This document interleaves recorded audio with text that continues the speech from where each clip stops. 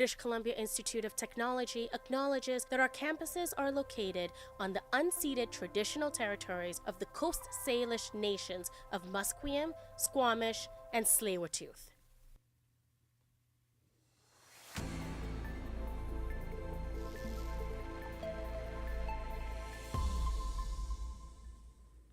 Happy 1 p.m. My name is Ava Boulay, and these are your sports headlines. Taking a quick pause on sports for a reporter update. Activists say that Surrey is fracturing over the unprecedented number of extortion-related shootings in the last year. Reporter Aiden Singh has the details on the social fabrics of the area and how the violence is ripping it.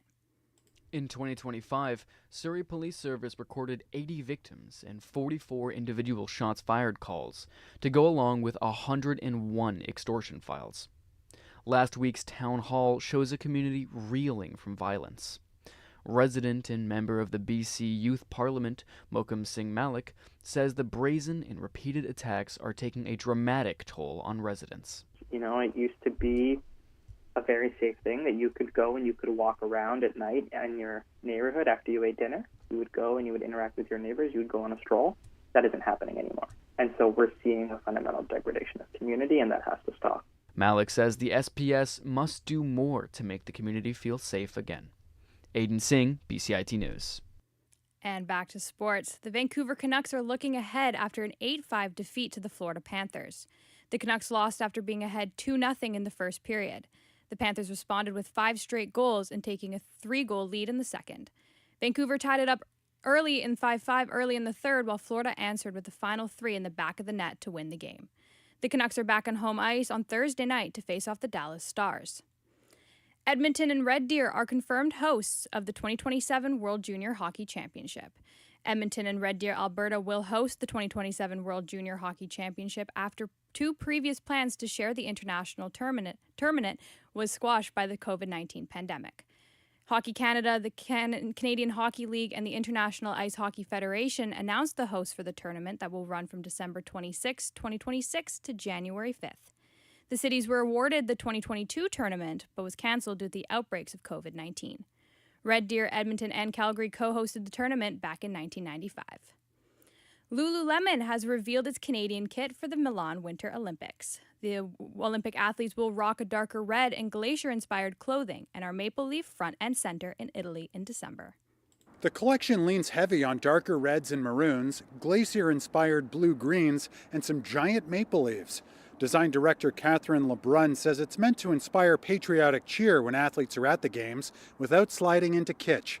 It's the Vancouver-based clothing retailer's 3rd Olympic collection after Beijing in 2022 and Paris last year.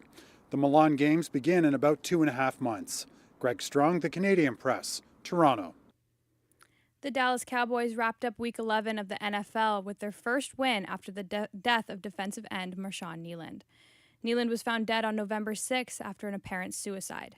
ABC's Jim Ryan says the team stood beside him in mourning by wearing his jersey and stickers on their helmet.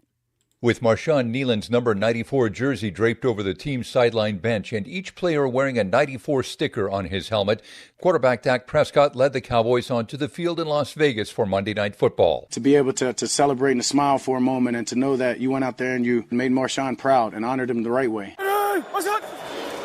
The Cowboys beat the Raiders 33-16, 11 days after Marshawn Kneeland took his own life with a handgun. Jim Ryan, ABC News.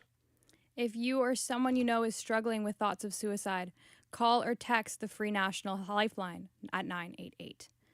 The Grey Cup champions in Saskatchewan Roughriders received a joyous welcome home at the Mosaic Stadium after winning the CFL's top prize.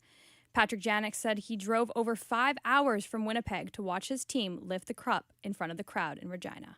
Still a little whirlwind and everything that's happening right now. I can't believe it. What just happened. It's been 12 years since we last won that cup and brought back to the prairies where it belongs. And they are running on adrenaline right now. But seeing all the people that showed up, even with the wind, that's what Rider Nation is. We're a family.